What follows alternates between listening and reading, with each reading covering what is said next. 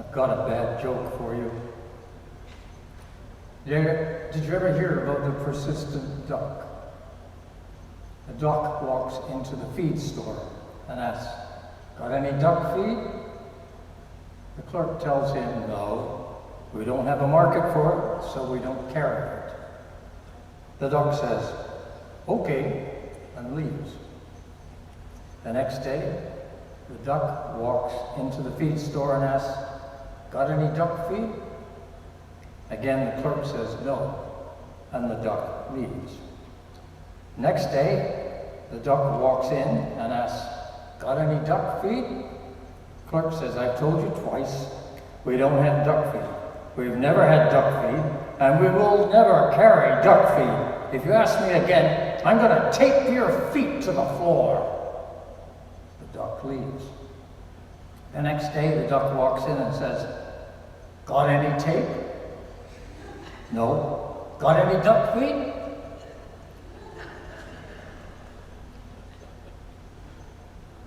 In the name of the Father, and the Son, and the Holy Spirit, whatsoever your hand finds to do, do it with your might. There is no work, no device, nor knowledge, nor wisdom in the grave where you're going. You know, I can remember striding along inside a great English cathedral one day and being stopped by a grave set in the floor. I'd walked across many gravestones in cathedrals before, but this one really caught my attention. It said on the stone face, in large capital letters set in brass, "Prepare to follow." Wow, I thought, I'm not stepping on this man's tomb. I thought to myself, however do I prepare to follow? After graduating with a Bachelor of Arts in English, I started to apply for jobs. I persisted through 52 interviews, all turns downs, and the last interviewer was the hardest. He said, "You're a Bachelor of Arts, David. Qualifies you for nothing in the business world. No one's going to hire you." With that, he ushered me out of the building. After getting really depressed, not knowing what I was going to do, I went to my father and I asked for help. I told him how discouraged I was, and he thought for a moment and then said, "David, I've got a verse for you. Whatsoever your hand finds to do, do it with your might, for there is no work, nor device, nor knowledge, nor wisdom in the grave where you're headed." This, in other words, was the same grim message I encountered on the tomb floor. But prepare to follow had a preamble to it. Whatsoever your hand finds to do, do it with your might. Was this the preparation I sorely needed? I decided I would follow the advice. If I was not qualified for the jobs I applied for, I knew I could at least drive a truck. This was the whatsoever for me, so the next day I went back to my summer job and started to drive a fish truck. I graduated from the fish truck and started to drive for the Royal Mail. I thought a bit bigger and applied for a job at IBM in sales. The whatsoever began to expand, and so I went to Teachers College to become a high school teacher. I became theater arts department head, and so I went on with the whatsoever and did everything with all of my might. And I found that as long as I put all my might into any job, it started to go the right way. Suddenly, I had meaning and hope in my life, and so it became my way of doing things. The famous Pavlov said that the great secret to life was passion and gradualness. When I went back to what I knew I could do and did it with passion, the world began to open up for me. So what would St. Paul say to us about passion and gradualness and persistence? Well, actually, he speaks right to this point in Galatians 6. He says, we must never get tired of doing good, because if we don't give up the struggle, we shall get the harvest at the proper time. In other words, persistence in doing good will reap a harvest. Teddy Roosevelt once said, far and away the best prize that life has to offer is the chance to work hard at work that's worth doing. So here we have it. Whatsoever your hand finds to do it with your might, work hard. If what we are doing serves the public good in some way and we don't get tired of doing it, we shall reap the harvest. So what we need to do not to get tired? Well, the best way to get rid of tiredness is passion.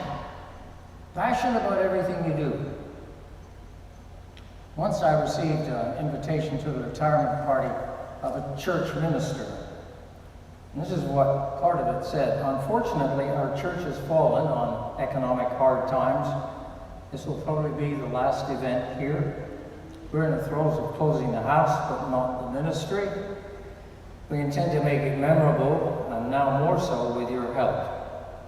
This was rather sad, I thought. I don't know if you've seen the stats on religious affiliation in Canada. The number of unaffiliated people is growing rapidly. There's decline in the mainline churches, as there has been for years, and that is accelerating. The younger a person is, the more likely they are to be unaffiliated. Christian church began with compassion, the deacons looking after the widows and the orphans and the needs of the poor. As long as the church focused on those needs, it grew by leaps and bounds. Jesus himself was known for compassion. His disciples tried to keep the little children away from him so he could get on with preaching, but Jesus took a little child and held him up and said, "This is what the kingdom of heaven is like." We enter it as little children, humble, unpretentious, open. We learn with excitement, seeking to love and be loved. When mothers of Salem brought their children to Jesus, he received them with open arms.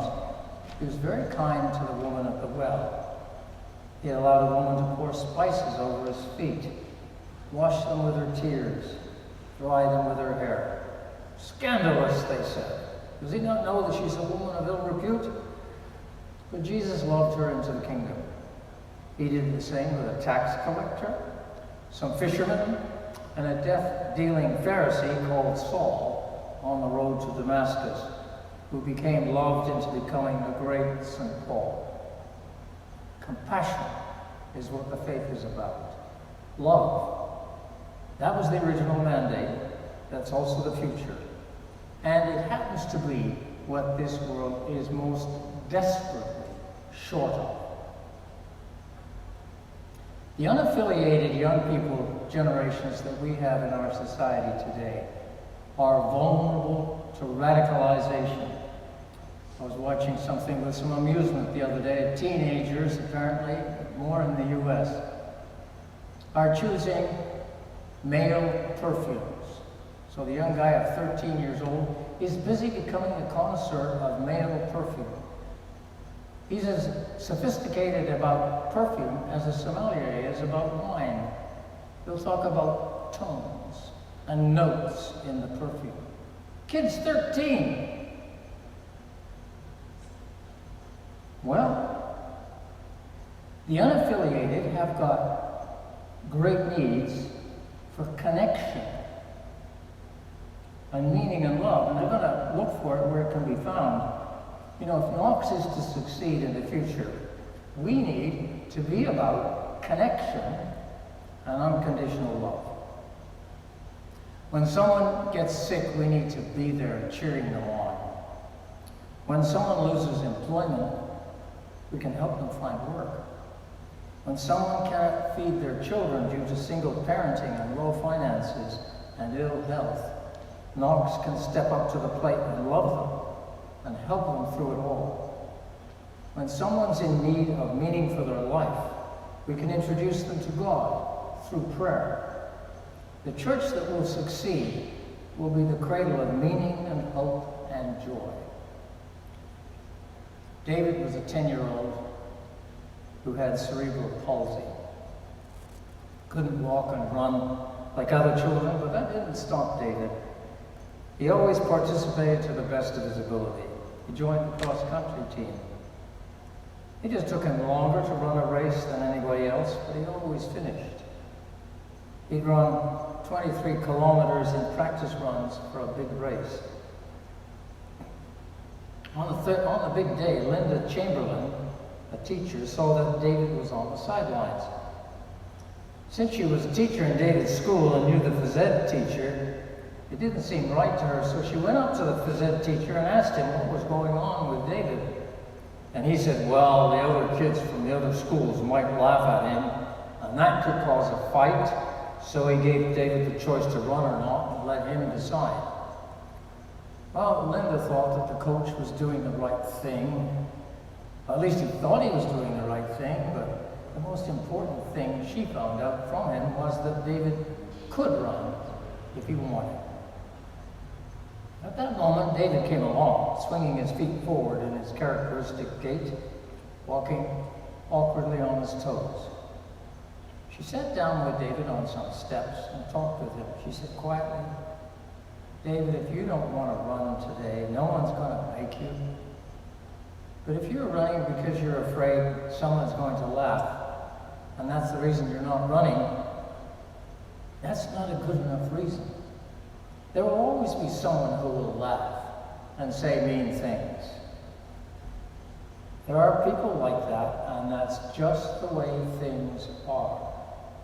The real question is this: are you going to let those few people stop you from doing something you really want to do? If you really want to run, David, then you run. She held her breath as David took all of this in. Then he looked at the field and said with fierce but quiet determination, I'm going to run. The race was about to start. David moved up to the start line. The starter's gun went off, and David lurched forward with the other children. He'd only gone a few meters when he fell flat on the ground. Linda's heart sank. She started to shout encouragement. Suddenly voices began to join her. Voices from other schools and parents who had never seen David before. And David picked himself up and started again. By this time, all the other runners had disappeared over the hill. That didn't matter. This was David's run. He'd worked with all his might for this, and now he was not about to give up. As long as he was within sight of people, people yelled encouragement to him, using his name. You can do it, David! You can do it, David! Linda waited anxiously at the finish line, which was at the end of 2.5 kilometers of forest trails. Soon all the runners had come in. Another race began. Still no David. Did he fall again? Did he get lost? Finally, this little small figure emerged from the forest, with his heels kicking out to the side and his body rocking with the rhythm of his running. David plodded steadily towards the home stretch. By this time, the crowd was wild, and they cheered him on. Closer and closer he came until finally he got across the finish line, raised his arms in triumph to thunderous applause. At the end of the year, the track coach asked the class to nominate the Athlete Award of the Year. The whole class, without hesitation, voted for David, saying no one had worked harder than he. Are you discouraged today? Are you perhaps sad or depressed? Especially about things that you cannot change. Whatsoever your hand finds to do, do it with your might. Passion, hard work, passion and graduateness were David's strategies. These were not enough for David, though note. He needed encouragement for his life, the simple belief that he could do it, somebody to believe in him. We all need that. Who do you have in your life who believes in you? Go to that person. You know, this is actually what Knox is very good at, I've discovered. Our mission is unconditional love and encouragement for people's lives. And if we follow that mission, Knox can't do anything but prosper. Let's make this our mantra. Whatsoever we do for Knox, let's do it with our might. For with God, we're going to find a way.